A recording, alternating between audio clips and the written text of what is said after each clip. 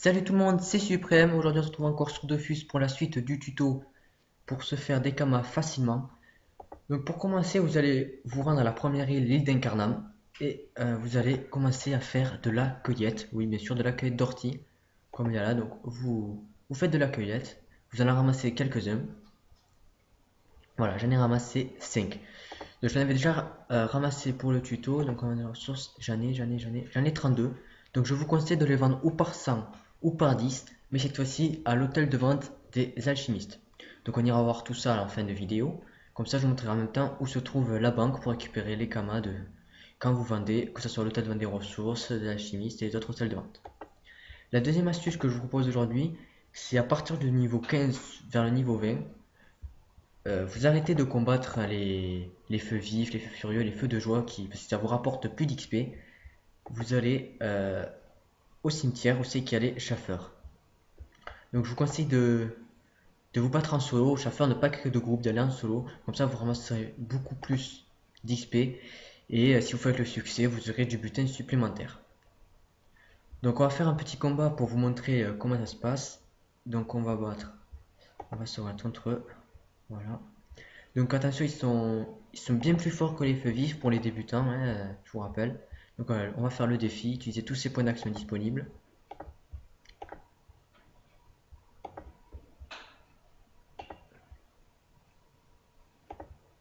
Donc, ce qu'on cherche à avoir comme butin, c'est les reliques d'incarnam, qui vont nous servir à deux choses. On va en avoir besoin pour deux choses. Et voilà, j'en ai deux. Les os de chaffeur se vendent rien du tout. Ça ne sert strictement à rien à part vous prendre de la place. Donc deux reliques d'incarnam. J'en avais déjà pris, oui, j'en ai 37, c'est plutôt pas mal. Donc, dès que vous avez les 37 reliques d'incarnam ou même 10 ça suffit, vous pouvez les vendre à l'hôtel de vente des ressources comme vous avez vu dans le premier épisode, qui se vendent au même prix que les feux, que les feux d'intérieur. Ou alors vous allez à l'hôtel non, à l'hôtel de vente des bricoleurs, oui, à l'hôtel de vente des bricoleurs qui se trouve par là, je pense.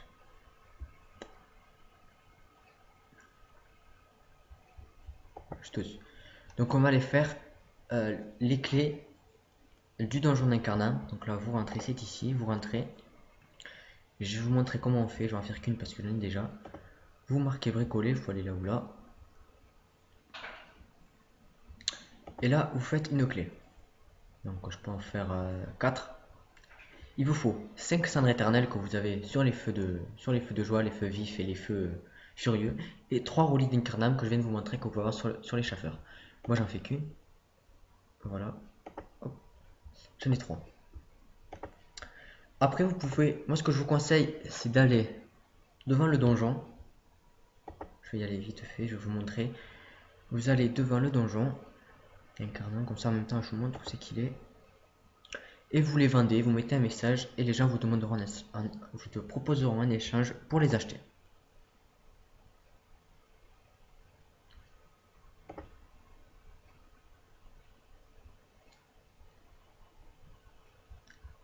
Pour le donjon incarné, il faut se rendre au cimetière, c'est où c'est qu'il y a les chaffeurs, donc je vous conseille de le faire vers le niveau 15-20 en groupe. Parce que tout seul, c'est niveau 15-20, je pense que c'est pas suffisant. Surtout pour la dernière salle. Voilà, donc ici c'est le donjon. Là, vous avez en bas, vous avez la tête du donjon. Voilà, donc là, vous mettez par exemple, moi je les vends, vous mettez un prix.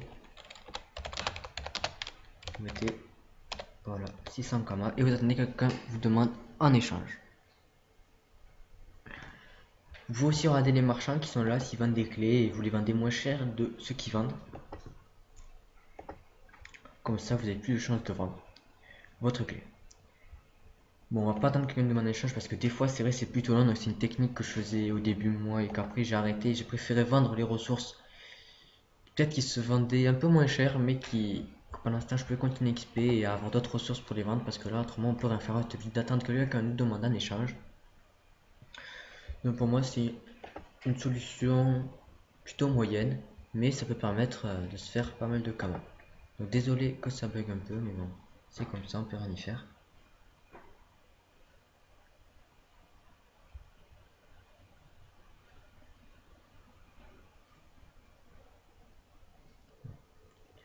Ensuite, je vais vous montrer maintenant, on va aller à Astrub. Je vais vous montrer comment aller à Astrub pour aller chercher vos kamas à la banque.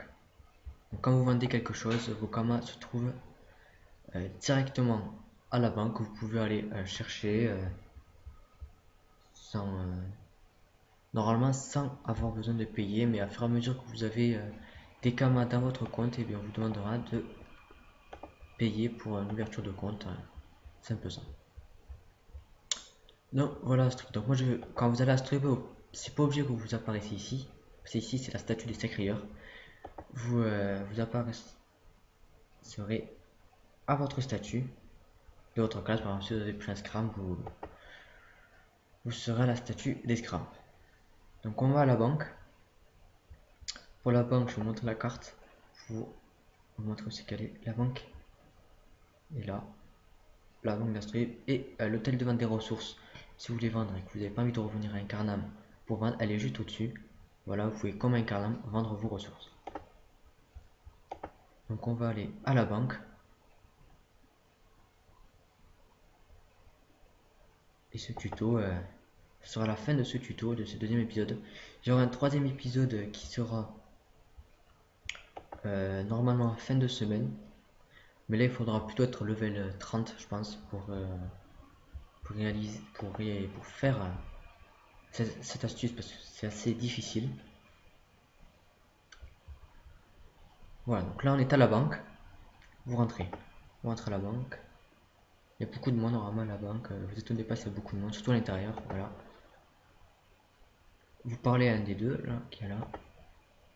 Vous lui parlez et vous mettez consulter son coffre personnel. Donc là, chaque consultation de votre coffre coûtera 0 kama parce que j'ai pas énormément dedans.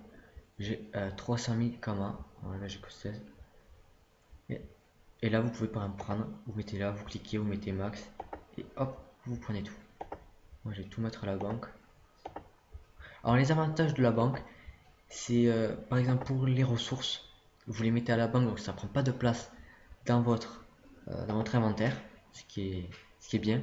Mais aussi si vous avez plusieurs personnages, vous mettez toutes vos ressources et tous vos kamas à la banque et vous pouvez les récupérer avec votre autre personnage pour acheter la nouvelle panoplie, pour vous acheter des ressources ou autre. Donc vous pouvez vous passer de l'argent entre les personnages. Donc voilà, c'est déjà la fin de ce tuto. Je vous remercie d'avoir regardé. Abonnez-vous à la chaîne, likez et partagez si vraiment vous avez aimé. Et moi je vous dis à la prochaine.